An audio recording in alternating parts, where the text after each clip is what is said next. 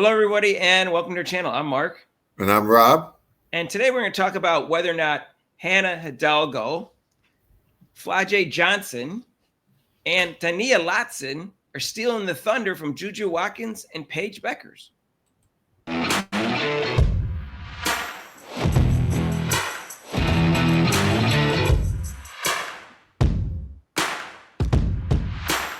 So, hey, if you haven't subscribed to our channel yet, please do so hit the notification bell when you do so you get notified of our next video and make Rob happy. And Rob, when the season started, I think we're both in agreement on this. We both thought that it was kind of a toss-up between JuJu Watkins and Paige Beckers in terms of who's going to be Player of the Year.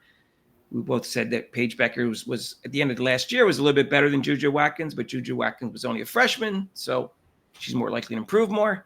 And also, in terms of the face of the league, we both said it was kind of like a toss-up between the two of them. Now, the media doesn't seem to think that. At least the black media all seem to say JuJu Watkins is not only the face of the league, but unequivocally the face of the league, which is ridiculous. Mm-hmm. And also, they also say she's the best player when this year she's not the best player, but she's close. And Paige Beckers was playing real well, but she struggled the last couple of games. And in 2 games, each of them only drew like 500 people and stuff like that. And we're not sure about all the television ratings yet because the conference games are coming up now where they're going to get some, they're going to be on the networks and stuff from getting some real views. But either way, some other people have been getting some publicity, Rob. And even though last year she was first team All-American, Hannah Hidalgo wasn't getting a ton of publicity before the season. It was just Paige and JuJu. Right. But she's making a name for herself right now, as we saw when she outplayed JuJu in the USC Notre Dame game, which you saw, Rob, right? That was a great game. Yeah. Yeah, she had a great game. She played well. Like I said, she was a little fire plug and just did everything. And her defense is amazing. And then she can shoot. She has no fear. She just goes out and just plays ball really hard. She plays ball very hard. Right. Now, the leading scorer in the country is someone I never heard of till the other day. Now, it turns out when ESPN did the top 25 players for this year in college basketball, she was number 15 on their list. But she is Tania Latson. Tania, I'm not sure if I'm pronouncing her name right. Tania Latson. And she's the leading scorer in the country right now, Rob. And in fact, yeah, she's taking a lot of shots, but she has better numbers than JuJu Watkins. And JuJu Watkins' numbers just kind of got inflated with their second and third game ago, where she played against some really weak teams. But anyways, let me just compare. She's averaging 27.4 to JuJu Watkins' 25. She's shooting 48% to 46.9. for JuJu Watkins. And she's her 3-point shooting is 38.5 as opposed to 37.3 for JuJu Watkins. So she's better in all those categories.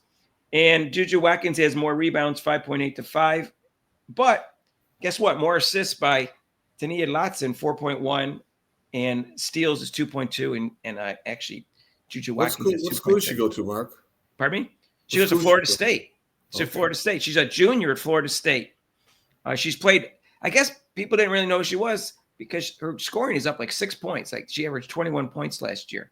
And she also has more assists than turnovers, and JuJu Watkins still has more turnovers than assists. So she's actually having a better year right now than JuJu Watkins, and they got pretty comparable numbers, but still, overall, she has better numbers. I think I remember seeing her when they played against when the ACC. They played in the ACC, so of course I'm a Syracuse fan. So she played against Syracuse. I think I remember seeing her, and I was like wondering who this player was. That name sounds familiar. She looks very good. She's a nice little ball player. Right. And Flau'jae Johnson is playing really well, and all her numbers are up, and her team is winning. And Notre Dame did lose 2 straight, but then they just won the other day against Texas in overtime, and Hannah Hidalgo was really good in that game. Again, she's come up big. In the 2 biggest games of the year, she's come up really big. And she did the same play. It was really exciting. She was on the ground and flipped it over her head. She threw to Olivia Miles. And both times, I think she threw to Olivia Miles in both games. She's done that twice now. She's a very exciting player, Rob, and she's a spark plug for sure. Yeah, she was seated down, and she just like, she knew that she's done. She just had the ball and just threw it over her head. It was amazing. my problem with them anointing JuJu Watkins as the face of college basketball is she's not the most exciting player. Hannah Hidalgo is the most exciting player as far as I can tell right now. And so my other problem is that she's not necessarily the best player either. She may, at the end of the year, she may get player of the year. I'm not saying she's not going to. She's super talented. She may be the best player of all time, but when things are all said and done. But she's not there yet, and they're trying to put her there and trying to put the cart before the horse sort of thing. Well, and Paige, go ahead, Rob. I'm sorry. I mean, they're also, like you said, with JuJu and Paige, they're shoving these players down our throats, literally. I mean, it's like, okay, Paige Beckers, JuJu Watkins. Paige Beckers had 8 points last night, in a win. It was the freshman Strong who actually was the leading scorer. She was actually the better players of the game last night. So with them shoving these players down our throat, we're already going back and forth as to which we're finding different players and different teams are doing just as well or better than those two players. Well, Sarah Strong, some people think she's going to be the best player in the country at the end of the year. That's how talented they think she is. I don't know if that's true. I've only seen her play once. So it's unclear to me but it's not clear to me who the best player in the country is right now. And I don't think either one of those two are the most exciting players in the country. I think Hannah Hidalgo is. So I don't see how they're unequivocally the face of the league or unequivocally the best players or anything like that. Again, Paige Beckers looked like the best player in the country, but she struggled the last couple of games. And even her coach called her out. Right. Geez, Gino, that's surprising. Gee, that's so surprising. Again, I mean, she might, she may win player of the year and lead them to a championship this year. She got Sarah Strong to help her. So that's right. So I just think that they are concentrating too much on those two players. And these other players are starting to get some, light shined on them. And I think it's a good thing. And like TCU is playing well now, and they're getting shine on. I didn't even know who Sedona Prince was before, and now I know who Haley Van Lith was, and they're playing well, and they're starting to get some publicity. And UCLA beat UConn, so it's not all about just those two players. USC lost to Notre Dame, so we'll see what happens. But I think it's good, Rob, that there's a lot of exciting young players in college basketball that bodes well for the WNBA. Mark, I'm sitting there, I'm going like, man, the sophomore class of the college basketball, they're awesome. The sophomore class, freshman class of the college basketball is pretty awesome. I think we're not going to have when the Olympics come around. I don't think we're going to have too many 2-point games with these young ladies coming up, including the ones that I guess they'll let Caitlin Clark play in the Olympics. I guess.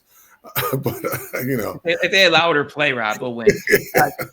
I think you're right. The women's chances of losing in the Olympics in the next 4 to 8 to 12 years is a lot less than the men. The men are a lot more likely to lose than the women. The women look like they're going to continue to be dominant, just because so much talent seems to be coming up in the colleges here in the United States, and they're almost all U.S. born too.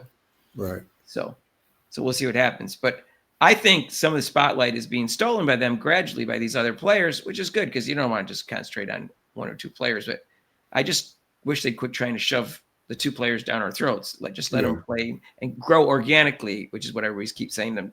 Non-organic growth never works. That's why Hannah Hidalgo her popularity is growing, because she's such an exciting player with so much energy. And I think that's an organic growth with her. Her only concern is her height in the WNBA level. It doesn't affect her at college level, apparently. Also, Mark, a real quick thing is that they're doing that, and they're also, you notice that every player, they compare them to how Caitlin Clark played in college.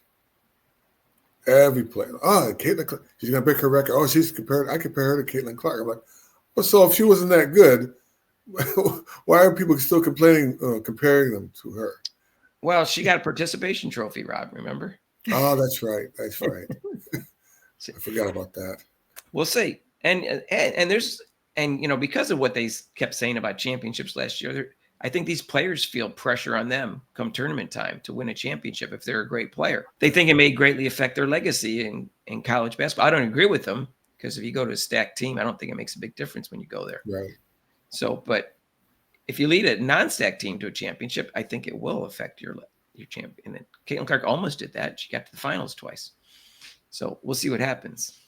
But I think it's a good, exciting year, and I think it's off to a good start. Now they're starting to play conference games, and they're going to be playing against better teams. I think we'll have a better idea on who's actually the best player in the country, or the best players in the country is.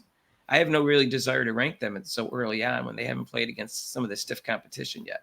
I think Caitlin Clark opened that door to where people are going to start watching women's college basketball, which is great. I think it's great, and they're not going to, and people aren't going to be disappointed. And it wasn't just like this. Okay, we had Caitlin Clark, but now this, I think the door is now open where people are going to like, wow, women's college basketball is kind of fun to watch. Right, it is, and there's another exciting guard too, Isaiah James. Right, she's an exciting game from North Carolina State. She gets a little bit of publicity, and she's playing pretty well. But anyways, so I just wanted to point that out, that these women are starting to pick up steam. They're taking some of the spotlight away from the two of them, which I think is a good thing. And nothing against JuJu Watkins or Paige Beckers. I think they deserve a lot of publicity, and they're great players, and their teams are doing well.